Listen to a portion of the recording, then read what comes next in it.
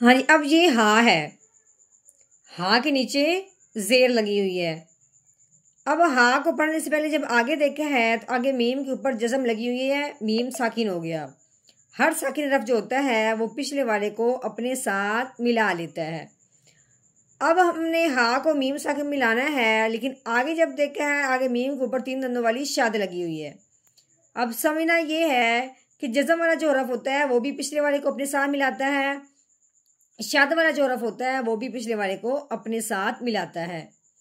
अब हमने अगर हा को इस मीम के साथ मिलाते हैं तो फिर इस शाद वाले हरफ के साथ किसको मिलाएंगे, क्योंकि ये जज़म वाला जो हरफ होता है वो पिछले वाले को जब अपने साथ मिलाता है लेकिन आगे वो किसी के साथ नहीं मिलता। तो अब हमें हा को इस मीम के साथ जब मिलाते हैं तो शाद के साथ मिलने वाला कोई हरफ बाकी नहीं रहेगा।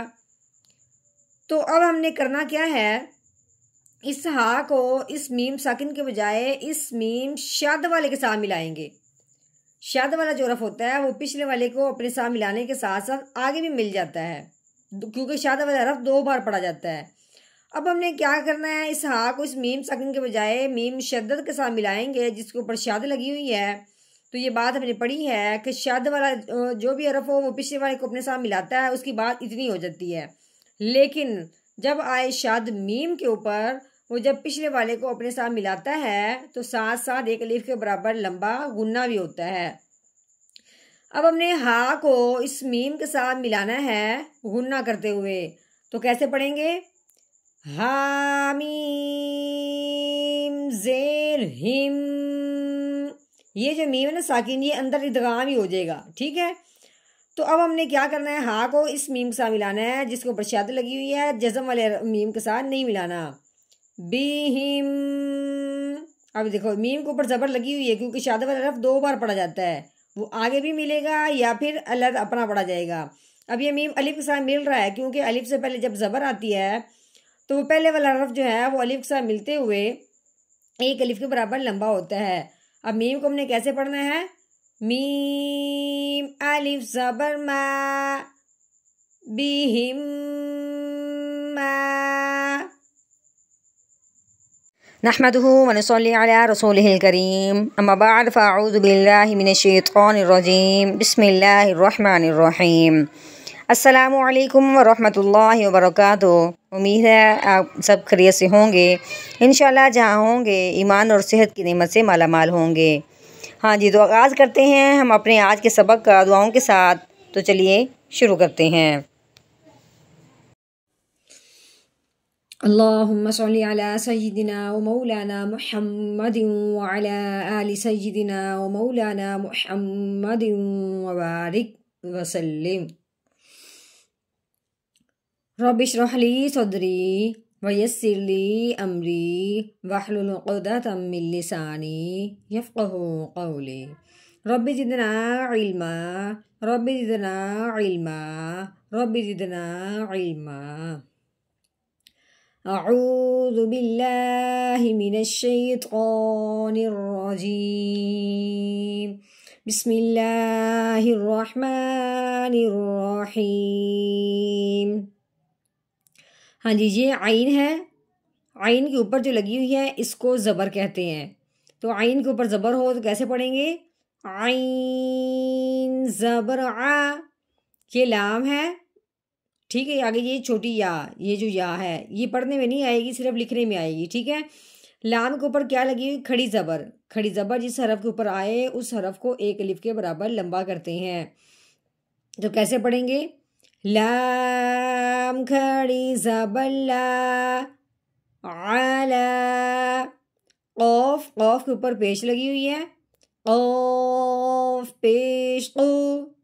लाम, लाम के ऊपर पेश है। आगे ये वाओ, वाओ साकिन। क्यों वाओ साकिन है कि वाओ के ऊपर ये क्या लगी हुई है, जज़म लगी हुई है।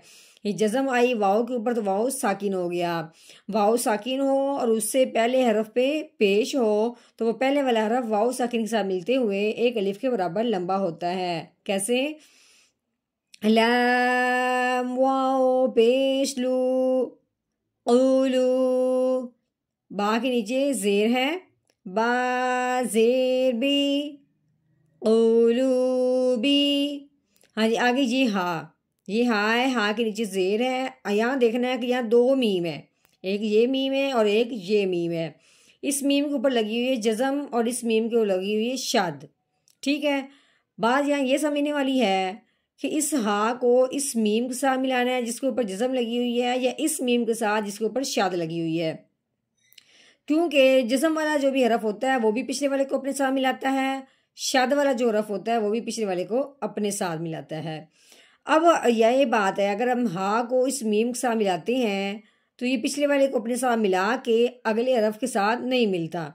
ठीक है, लेकिन जो हा है अगर हम मिलाते हैं मीम के साथ तो फिर ये है कि इस मीम को हम नहीं पढ़ेंगे। ठीक है, क्योंकि शादा वाला जो हरफ होता है वो पिछले वाले को अपने साथ मिलाने के साथ साथ आगे भी मिल जाता है, इसलिए जो ये मीम साकिन है ये आगे नहीं मिलेगा। ठीक है, क्योंकि जज़म वाला हरफ पीछे वाले को अपने साथ मिलाता है लेकिन आगे नहीं मिलता। तो अब हमने क्या करना है कि शादा वाले हरफ के साथ भी किसी को मिलाना है, तो फिर हमने इस हा को इस मीम साकिन के बजाय इस मीम शाद वाले के साथ मिलाएंगे। तो क्यों, फिर हमने क्या पढ़ा था कि जिस मीम के ऊपर शाद आ जाए उस मीम पे हमेशा गुन्ना करते हैं। अब हमने हा को इस मीम के साथ मिलाते हुए एक अलीफ के बराबर लंबा गुन्ना करना है। कैसे पढ़ेंगे? हामीम ज़ेर हिम बिहिम। ठीक है, आगे मीम के ऊपर लगी हुई अब ज़बर, इसके साथ ही अलिफ है। अलिफ से पहले ज़बर आ जाए तो उस अलिफ को एक अलिफ के बराबर लंबा करते हैं। लंबा कैसे होगा? ये ज़बर वाला जो हरफ है इस अलिफ के साथ मिलाएंगे। कैसे? मीम अलिफ ज़बर मा बिहिम मा। हाँ जी, आगे ये काफ है, काफ के ऊपर क्या लगी हुई है? ज़बर, उसके आगे क्या है? अलिफ है। अभी हमने क्या कहा था कि अलिफ से पहले हरफ पे जब ज़बर आ जाए तो वो पहले वाला हरफ अलिफ के साथ मिलते हुए एक अलिफ के बराबर लंबा होगा। तो कैसे? काफ अलिफ ज़बर का। ठीक है, आगे नून है, नून के ऊपर क्या लगी हुई है? पेश। उसके आगे वाओ, वाओ के ऊपर क्या लगी हुई? जज़म। तो ये वाओ साकिन हो गया। वाओ साकिन हो और उससे पहले हरफ पे पेश हो तो वो पहले वाला हरफ वाओ साकिन के साथ मिलते हुए एक अलिफ के बराबर लंबा होगा। कैसे? नून वाओ पेश नू कानू। आगे ये या के ऊपर लगी हुई जज़म, या के ऊपर ज़बर लगी हुई है, या के ऊपर ज़बर है, काफ के ऊपर लगी हुई जज़म। ठीक है, तो अब हमने क्या करना है? काफ साकिन है, अब हमने या को काफ साकिन के साथ मिलाना है। तो कैसे पढ़ेंगे?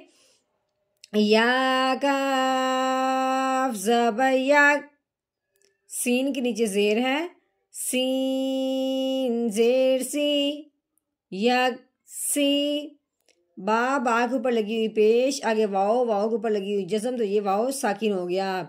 वाओ साकिन हो और उससे पहले हरफ पे पेश आ जाए, जैसे कि अभी हमने यहाँ ये बात पढ़ी है।